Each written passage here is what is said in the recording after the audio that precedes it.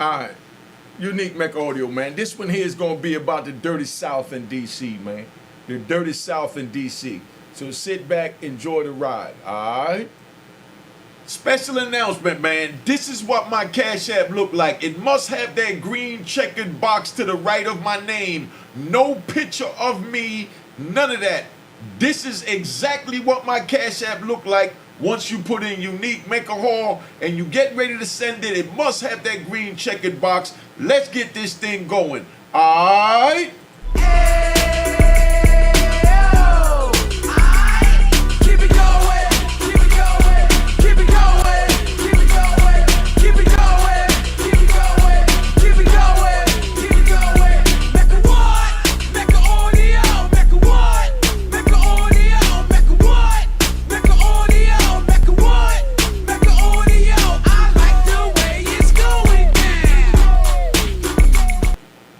Alright, you know what it is. Alright, you know what it is. Unique Mecca Audio, man. I'm going to tell you this one about the dirty South in D.C., man, to show you how grimy it could be in the prison. Alright, so just sit back, enjoy the ride, because I feel like riding today, man. Let me pick my spirits up a little bit. We're going to ride. Let's get Unique a round of applause. Alright, calm down. Alright, so now, this is how it is. We out in Atwater. We got a dude from Louisiana that's about his money. Little skinny, frail dude. Looked like he couldn't even hurt a fly. You know what I mean? Just so you understand, you know? And, you know, older dude wore his clothes fitted in the prison. What we call high waters on the inside. You know what I mean? Where your pants leg is all the way up over your ankles, you know, and you know what I'm talking about. That's how he was. But that was his thing. He was cool with it and comfortable with it, so that was him. But he's getting all the money. He's getting in the strips of paper, you know what I mean? Like a whole sheet of paper, you know, with the K2 on it. They sold the little pieces, like I said, you know, for $5, you know what I mean, in a joint. And, you know, they pay with currency. Each one of these books of stamps, you know, is $5. So you get one of these, you get a little K2 paper. Now, out that K2 paper, you could take and make like maybe 16 ID cards, you know, like your driver's license, your credit card, like 16 of those on a paper, and each one go for like $600 for each ID card. You know what I mean? So, you know, we talking about a nice little piece of money. We're not even gonna get into the math. Y'all add it up, give you something to do, put in the comments what that add up to. But that's how you kill them. Then when a person buy the ID, he take that, he cut that up, and he might make 120 pieces. 120 pieces, and he's selling each one for $1. He gonna make his money back. You know? And when they sell them, you know, they sell them for $2. So that's 120, you know what I mean? You know, times 10. You know, add that up, y'all. Now, so dude getting his money, he got cell phone, he got the strips, and he also got the Suboxones. So y'all that don't understand what Suboxone is, Suboxone is the new methadone. That's the new government, you know, authorized, you know, dope. That's Suboxones. It's little orange strips like this. You get one of them, the government give you like 30 for the month. They normally sell them for about $75 for the whole 30. Then they go buy some real dope because they feel it don't make them feel like the real thing, but it do feel like the real thing, but not the real thing, you know? So, you know, that's just a boxing. So we might get in 100 of those, and each one of those in there, like I said, 100 of those will cost us $75, $150, $325, about $400 will get you 100 Suboxone strips for $400. Now in the joint, each one goes for $100. You pay $400 for 100 of them, and then each one go for $100. You understand? Nice little 10 grand good for the pocket. Everybody good. You in prison, sending your girl money, sending your kids money for birthdays, and you doing your thing, putting money aside for a lawyer, and saving money for when you know, come home. You know, so that's how, you know, we do on the inside. So dude getting his money, and he trying to be real discreet, and he don't deal with aggressive dudes because he's not an aggressive dude. He's not a soft dude by no means. He's not a coward, but he moves like a coward. He moves what an aggressive dude would call a coward. what another person would call he just moves normal. You know, just so you understand. So the DC dudes watching them, they aggressive. They feel like this Bama guy that he ain't supposed to have it. Let me push up on him. So now dude gets a Fiend magazine. The Fiend magazine's a porno magazine. Porno magazines, they took them out the system with the Zimmerman. What the hell was that? What is Zimmerman? Some shit. You know what I mean? Some law they came out with. Some senator's daughter got killed, no disrespect to her, by a dude that went in 120 pounds, came home like 260 solid, you know, from lifting weights and taking like protein in the prison. So they took out anything that had to do with building upper body strength because he was high on meth and he whooped like 15 police by himself. Yes, 15, I said it right. You know, and, you know, held them off and broke them up and all that, you know, high on that meth. But he went in 120. I think it's called the Zimmerman law, man. Yeah, I know they got the Zimmerman thing in Florida too. But I think that's it. It's called the Zimmerman law. That's what I wanted to say from the beginning, but being that I'm thinking of this other dude that killed Trayvon Martin, rest in peace. But anyway, so the DC dude want to move on him. Say, tell him, look, I got a Fiend book, man. The Fiend books go for like $200-300. I mean, 200-300 books of stamps. He tell him, man, just give me 150 books. That'll get me on. You get money. That ain't nothing to you. So, you know, do me this solid, man. I'm trying to get rid of this book. You know, so, you know, the quiet dude, he don't know how to just say no, he don't want the book. And that's all he had to say. But instead he tell him, I'm going to get it for you. See me tomorrow. Because he got the stamps, he could have got it, but he's just trying to walk away and he's spinning on. He's like, yo, all right, yeah, I'm going to get it, but let me think about it and put my money together. Forget see me tomorrow. Let me get it, put my money together. So dude look at it like, all right, so this sold. But what, you know, the Louisiana dude was really telling him is, you know, go see if you can sell it. If you don't sell it in a few days, you come back to me. I got it, I'll pay for it, but I don't really want it. You know, but I'll look out for you in a couple of days. Go ahead and continue to beat the, beat the pavement. You know what I mean? So dude leave, but in his mind, he said he definitely gonna take it in a few days, so he stopped even trying to sell it unless somebody mentions it. He's not mentioning it anymore. He's not pushing it anymore. You know? So now time goes on. Couple of days, that weekend he ready to get high, you know, get his white lightning, get a little weed, get a little cigarettes, and you know what I mean? And go sit down and watch a movie or something, you know? And dude turns around and he push up on dude and said, yo, what's up? You said you're gonna get the book in a couple of days. You know, and then dude's like, nah, I really don't want it. You know, let me still try and get it together. You know what I mean? So now dude sees him again in a couple of days. He said, yo, what's up? And he gives him the same spiel. So he walks away furious. He go tell his man that's grimy just like him. He said, yo, could you believe this nigga said he gonna take the book, man? He spun me. He said a couple of days, it's already been 10 days. They still ain't get the book. Man, that nigga playing me, man. You know what I mean? And his man said, man, we should just rob that nigga. Because that's how I go into prison. So if y'all want to go to prison, go ahead. But I'm just letting you know how the mentality is. So dude, like, man, he said he was going to do it. He ain't honor his word, Slim. So we going to rob that nigga, man. You know, that's what the DC dude said. We going to rob that old country nigga. You know, no disrespect to the country people, but that's how we talk. We going to rob that Bama Joe. You know what I mean? So my people from DC know what I'm talking about. We going to rob that Bama Joe. So now they set it up, and they send their little homies in there, their little torpedoes, and tell them, man, go get that, bop, bop, bop, and we break that down 4 ways. You understand what I'm saying? So they sent a few of their homies in there. So they go over there early in the morning. When they get there early in the morning, they run in there and they got the ski masks on. They made the ski mask out of the cap, and they run up in the joint with the black gloves. You know what I mean? They got the knife and they got the net bag. You know what I mean? The net bag to carry a commissary, whatever.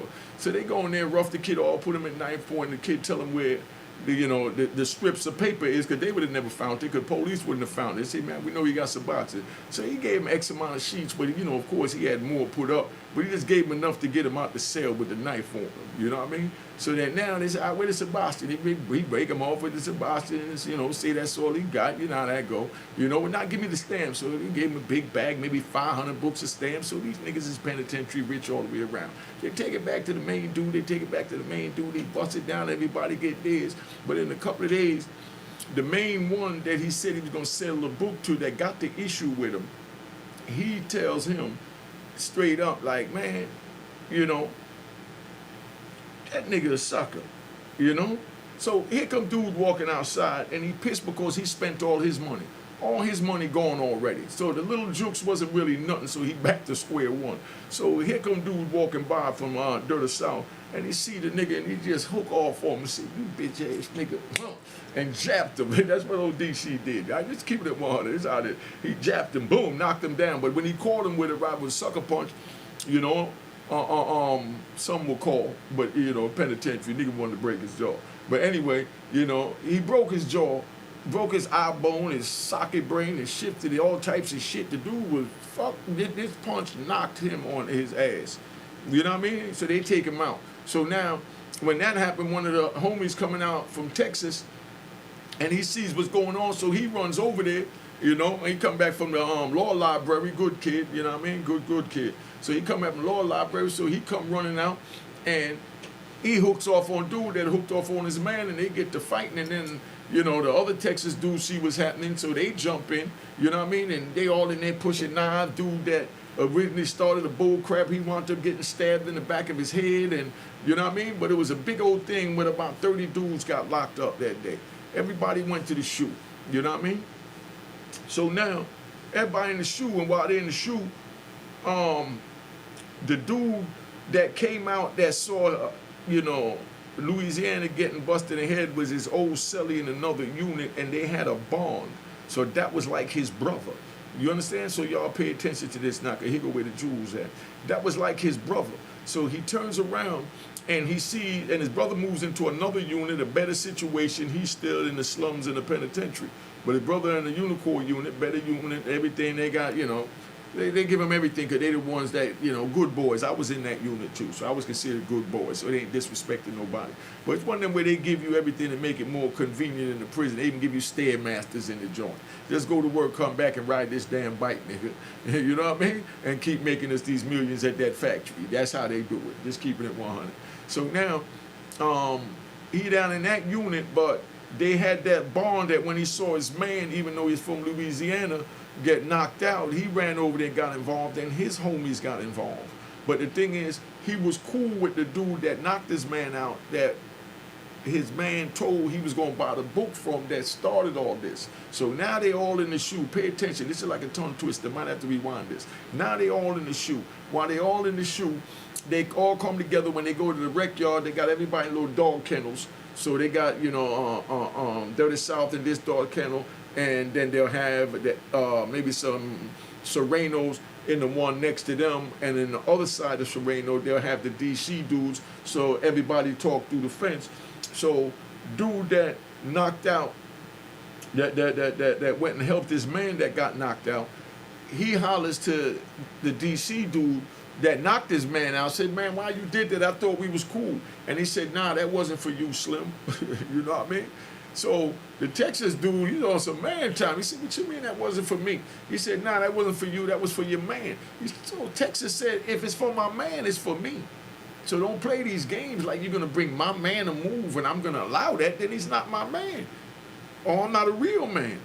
You know what I mean? So, you know, I did what I had to do. You know, so DC was trying to explain to him that, you know, me and you cool. You know what I mean? But I wanted to rob this dude. And he said, "No, this dude is my man." You understand what I'm saying? So they never saw eye to eye on it. So, you know, that's how that played out, man. Just let you know how these scenarios play out. That they get real crazy like that. Now, after that happened, we all up in the in the shoe.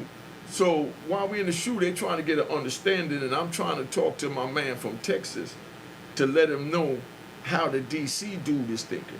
You understand what I'm saying? From his point of view. So I break it down from my point of view, which is I'm up here on the totem pole. So now you got other men up here on the totem pole with me. You know what I mean? Yeah, so, you know, the Louisiana kid is one of them.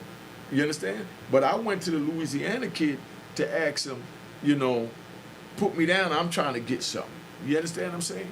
And he tried to tell me like he wasn't doing nothing when I already know what he's doing.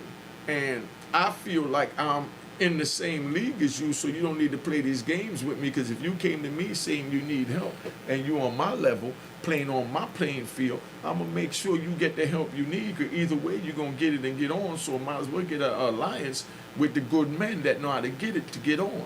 You know what I mean? But a dude that ain't really from the street, he don't really understand the mathematics, you know what I mean, and the method behind that. See, a little nigga only want, himself to eat. A big nigga wants everyone to eat. A big nigga is considered as a king in the streets. So the king supply, you understand what I'm saying? The community. And that's all it is. The king supplies the community. You understand? The community try and get, and they keep it to themselves instead of trying to help the community even more grow. So it's not going to grow now for the simple fact that, then they're keeping it to themselves. When John get the money, he said, man, that's my money. Bob might need a loan so that he could take care of something. And Bob tell him, nah, that's my money. I can't do that. But when a king or a boss get it, and Bob comes say, man, I need a loan so I could try and do something. I need some money to pay these bills because I'm behind on the bills or whatever he tell him. A king don't care what he need it for. He just know he has it and he's helping his brother. So he hands it over to his brother. And that's how Allah sees all that and blesses tenfolds over. For that one gesture. But it must come from the heart. If it's not coming from the heart, it's coming from a illegitimate place. Just like you could criticize somebody and you could constructively criticize them. The difference between criticizing and constructive criticizing is that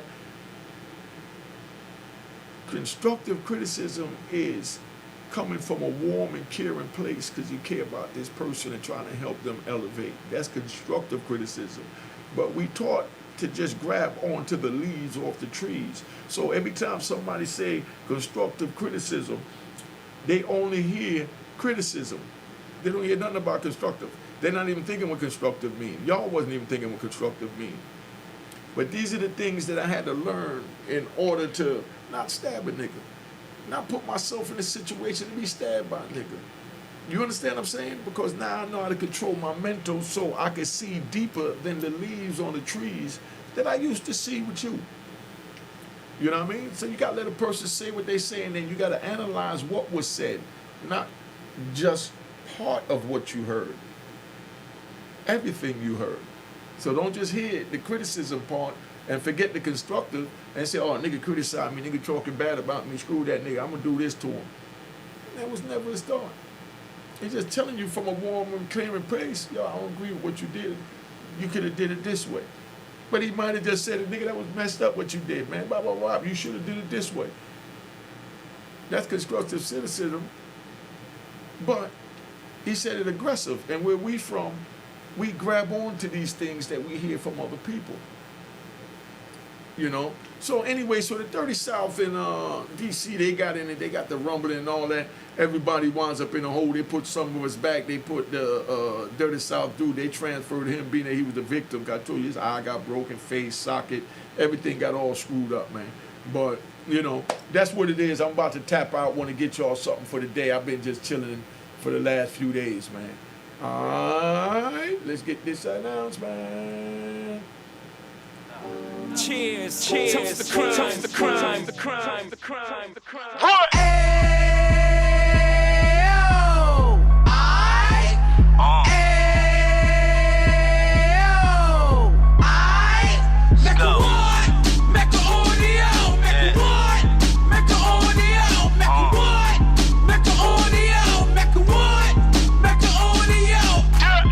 Fresh out the can of 26, yeah. Heat back on the strip, getting back in the mix. Yeah. What he mentions a gift. You stand up 10 toes down, and I suggest you pay attention to this.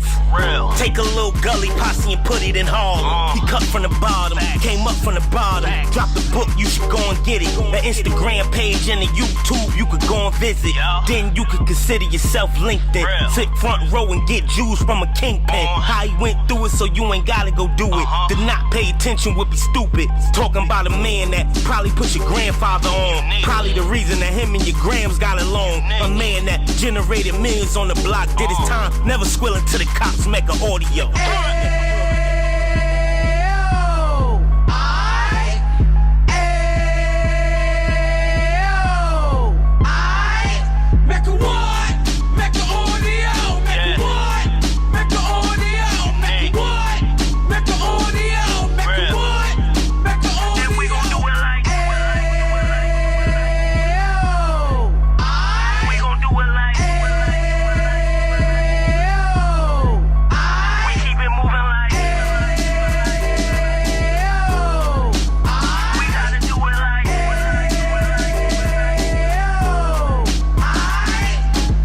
Get it live like 2 G's in the 90s. Drop top beamer so shiny. I let shorty go, she was whining.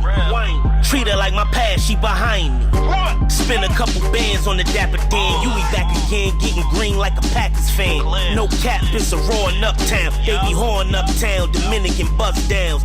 Now we on the positive, we got a lot to give. Now he trying to stop the kids from being inoperative. So take heed, homie, lend a ear. He started in Uptown, he gon' finish dead. But now it ain't about selling drugs, buying cars. It's about buying property to make the community ours. So we can give back to the youth them. Cause they the truth them. And bless up to all the road men.